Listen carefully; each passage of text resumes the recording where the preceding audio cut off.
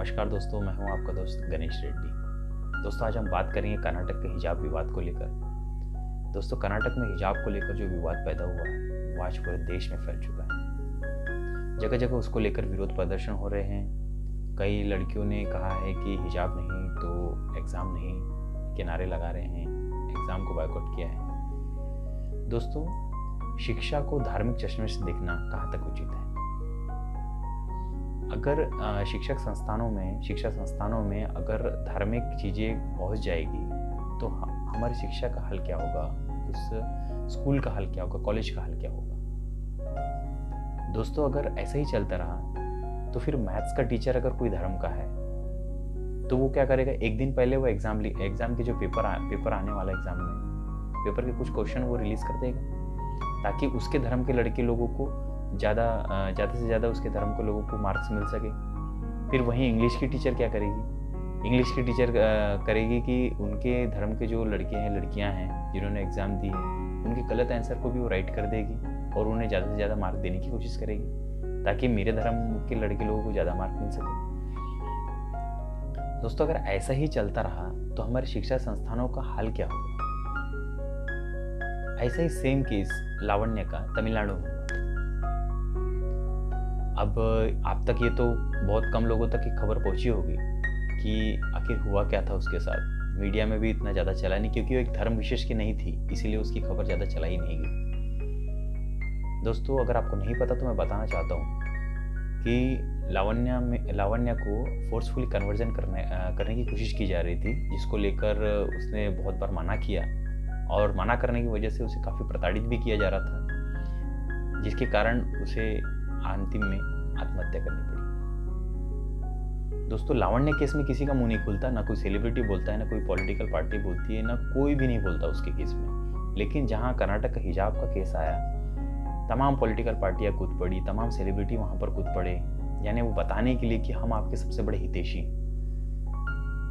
दोस्तों, इस सबको अगर हम लोग एकजुट ये कर दिया जाए, इसके बाद हम अगर देखें कि जो लोग विरोध प्रदर्शन कर रहे हैं उनको क्या मिला, एक कंक्लूजन तक पहुंचते हैं।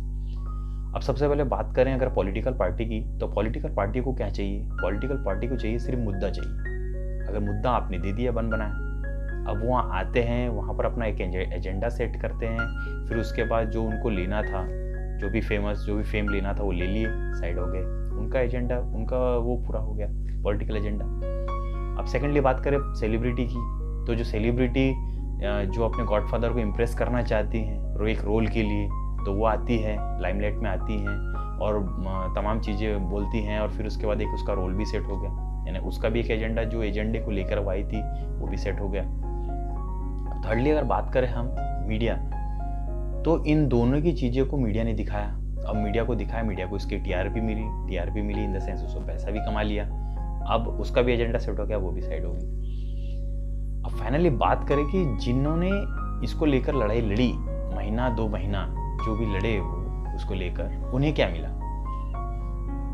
उन्हें कुछ नहीं मिला। 1-2 महीना उन्होंने उस चीज के पीछे अपना समय वेस्ट किया, लेकिन उन्हें कुछ नहीं मिला। दोस्तों, अगर ऐसा ही चलता रहा, हम कल चल के किसी के घर में अगर चले जाते हैं कि हमें प्रार्थना करनी है, जगह दे दो, हम कोई गवर्नमेंट ऑफिस में चले जाते हैं, कुछ कलेक्टर ऑफिस में चले जाते हैं कि भाई हमें प्रार्थना करनी है, ट्रैफिक के सिग्नल के बीचों बीच रोड में बैठ के हम बोलते हैं कि नहीं हमें कुछ करना है करके। हम क्या कर रहे हैं? क्या हम ऐसा देश चाहते हैं क्या? दोस्तों, जितनी भी धार्मिक अलग अलग धर्म में जो भी धार्मिक चीज़ें बनाई गई है, उनका डेली रूटीन जो बनाया गया है, वो किस लिए बनाया गया? मनुष्य के शांति के लिए बनाया गया। ऐसी चीज़ें करके हम क्या हासिल करना चाहते हैं? क्या वो भगवान जिसके लिए हम लोग ये सब चीज़ें कर रहे हैं, क्या वो ये सब चीज़ें देख के क्या खुश होगा? दोस्तों, अगर हम चाहते हैं कि इस तरीके के विवाद फ्यूचर में ना हो, तो हमें क्या करना चाहिए? तो हमें ये जो भी धार्मिक चीज़ें हैं, इन्हें हम अपने स्कूल, कॉलेज और अपने सरकारी ऑफिस से दूर रखना चाहिए। अगर हम ऐसा नहीं कर रहे हैं तो हम कहीं ना कहीं अपने देश को नुकसान पहुंचा रहे हैं। फिर हम में और उस आतंकवादी में क्या फ़र्क रह जाएगा? वो सामने से गोली चलाता है और हम अंदर ही अंदर अपने देश को खोखला बनाते चल रहे हैं। दोस्तों, सब चीज़ का एक ही सोल्यूशन अगर आता है, अगर हम मानते हैं कि हमारा देश सेकुलर है और हम सेकुलर हैं, तो हर स्कूल, हर कॉलेजेस में एक यूनिफॉर्म होना चाहिए। अगर हम अपने देश को और खुद को सेकुलर मानते हैं तो, वरना अगर हम नहीं मानते और हम यही चीज़ें पसंद है, तो प्लीज़ ये झूठ फैलाना बंद करें कि हम एक सेकुलर देश में रह रहे हैं, हम एक सेकुलर हैं।